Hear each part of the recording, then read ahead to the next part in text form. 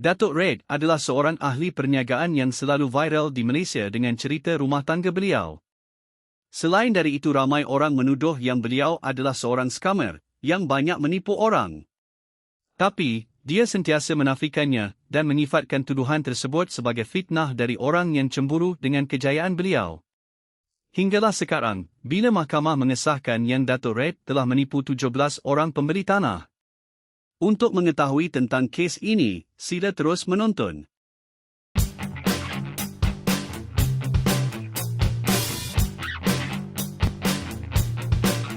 Jadi, siapakah Datuk Red ini? Datuk Red, atau nama sebenarnya Datuk Seri Adenan Abu, merupakan seorang usahawan yang sering menjadi perhatian masyarakat. Dia mula membina nama dalam dunia perniagaan, dalam sektor pelaburan serta pembangunan hartanah. Dia menjadi terkenal setelah berkahwin dengan penyanyi Adira Suhaimi sebagai isteri kedua pada tahun 2015. Mari kita dengar dari mulut Datuk Red sendiri bagaimana beliau menjadi kaya dalam perniagaan hartanah. Saya tak boleh macam ni kan. Pasal saya dah tak cuba macam mana pun dia stay macam itu juga. Jadi saya cakap dengan rumah, saya kena jual lori. Saya nak buat modal berniaga. Saya nampak kat sini hanya hartanah je lah. Tapi saya cakap dengan rumah, kalau tak jadi ni, dia kampung dia ada kebun kelapa sawit dalam 6-7 ekar. Biar saya kerja kat kebun je lah. Faham. Mana tu lah. Ini yang last lah. Jual apa aset semua. Rumah kata, tak apalah. You cubalah kata kan. Jadi step tu lah saya usaha macam tu lah. Macam mana main tanah. Sebab main daripada sayur, kita supply kan. Ya. Macam mana ada keberanian untuk main aset, main hartanah ni? Ada knowledge ke ataupun Tak ada knowledge. Tapi saya ada kenal seorang dua orang, saya ikut saja dia. Tak kisahlah orang kata saya jadi macam balaci ke apa, tak apa. Pasal saya nak belajar. Sambil pasal perniagaan sayur saya dah ada orang uruskan. Jadi saya dah boleh tinggal kat situ. Bila saya dah nampak kat sini, lepas tu kebetulan ada satu peluang lah. Satu peluang ni, ada seorang individu ni memang terkenal, somebody. Dia bagi saya satu tanah. Dia kata, dia percaya ke atas saya, jual lah dulu. Bayar kemudian, kata dia kan.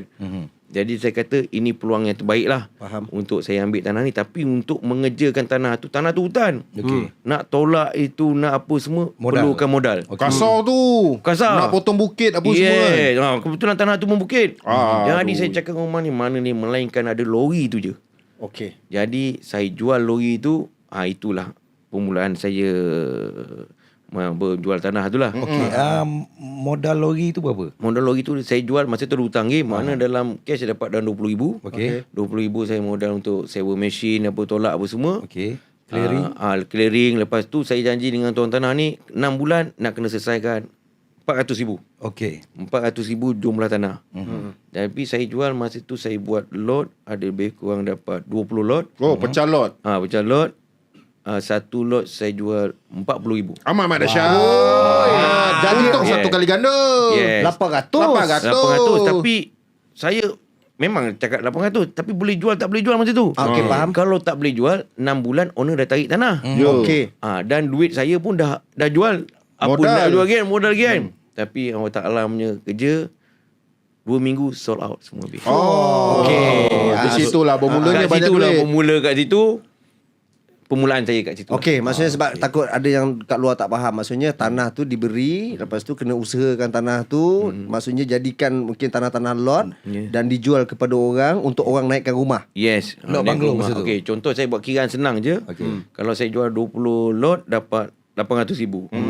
RM400,000 bayar owner. Balance tu saya buatkan infra, longkang, jalan. Habislah dalam 100. Adalah 300. Mana 300 tu bersih lah. Untung lah. Dengan tanpa modal. Tanpa modal lah tu. Modal hanya untuk buat clearing apa semua. Itulah start saya bertapak kat situ. Saya boleh beli masa tanah tu lain. Berapa lama jangka masa dia tu? Kalau bagian hartanah ni jangka tak lama. Setahun aja dah target 1 juta dah tu. Maksudnya masa first job tu memang jackpot dah. Memang jackpot lah. Tapi yang masa nak jadikan jackpot ni, yang first job ni pun ada cerita sebaliknya. Apa? Cerita. Boleh cerita? Boleh, kita nak dengar. Ni baik cerita ni. Pasal permulaannya yang somebody ni, saya ada tolong dijualkan tanah dia. Kebetulan tanah ni nama isteri dia. Permulaan hanya jaga penjanjian lisan sajalah. Tanah dia ni 2 ekar, saya jual dia nak 1.1. Oi, dekat mana tu? Dekat Sungai Buloh juga. Okey. Tapi Mahal je. 2 ekar.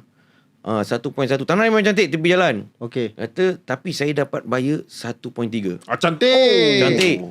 Ada Jackpot juga. Jackpot lagi. 200,000 Dan orang tu pun bayar cash. Jadi memang Nambi modal straight. Ailio 200,000. Cantik. Wow, saya cakap rumah pun dah perasan. Rumah. Bila apa ada tiba-tiba ada nak beli emas ni, nak beli ni apa semua kan. Biasalah tu. Ya, kita pun macam tu memang untuk rumah je lah. Kita cari duit, diorang berhabiskan. Kita layan je lah. Betul. Tapi kebetulan Allah Ta'ala tu tak bagi keizinan.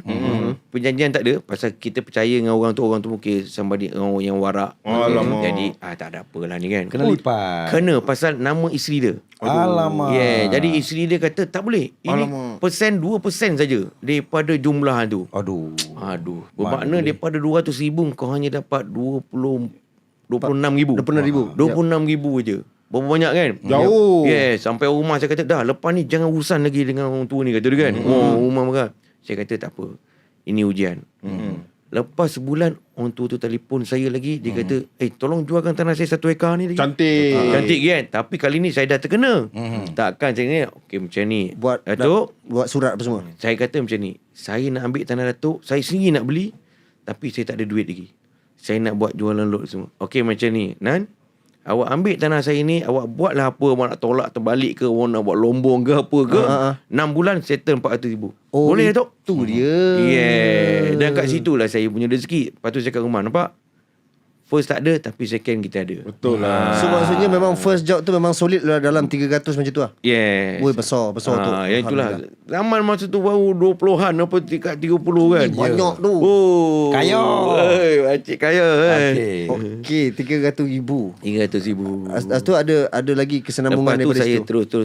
terus sampailah. Macam saya dulu saya pernah berjanji dengan diri saya, kadang-kadang saya berdoa. Okey. Saya nak chief jutawan dalam sebelum umur saya 40 tahun lah. Baik. Tapi Allah Ta'ala tu cepatkan sikit. Sebelum tu saya dah dapat tu lah. Berapa umur? Umur berapa tu? Dalam 35 macam tu. Wow. 35 macam tu. Yelah, asal tiba-tiba jual sayur, tiba-tiba dah jutawan kan. Boleh beli apa saja, apa semua. Jadi kehidupan berubah tak masa tu? Kehidupan berubah. Kehidupan berubah.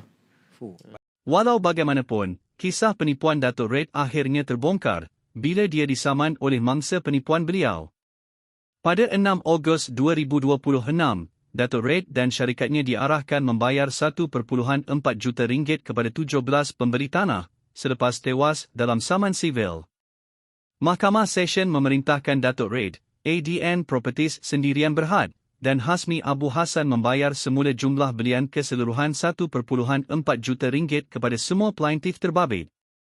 Hakim Siti Fatimah Talib menetapkan bayaran itu perlu dibuat secara bersama atau berasingan oleh kesemua defendan.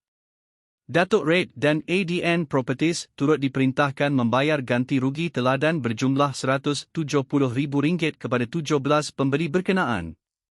Kes ini berkaitan dakwaan pembeli diperdaya dalam urusan penjualan LOT tanah di Sungai Semungkis, Hulu Langat, Selangor kira-kira 7 tahun lalu. Mahkamah dimaklumkan ADN Properties pernah menandatangani perjanjian jual beli induk dengan Hasmi bagi mendapatkan tanah bernilai 1.8 juta ringgit. Namun, hak milik tanah tersebut tidak pernah dipindahkan kepada ADN Properties, manakala harga belian induk pula tidak dijelaskan sepenuhnya. Mahkamah mendapati pembeli tidak dimaklumkan bahawa ADN bukan pemilik berdaftar, bayaran tanah induk belum selesai, serta urusan pusaka dan kelulusan tanah masih belum sempurna. Menurut penghakiman, Dato' Red bukan sekadar dipertanggungjawabkan kerana kedudukannya sebagai pengarah syarikat. Mahkamah mendapati beliau ialah pelaku aktif yang mengawal ADN, menandatangani perjanjian jual beli, mengetahui hak milik dan pembayaran induk belum sempurna, terus menjual LOT, dan tidak memulangkan wang yang diterima dari plaintiff.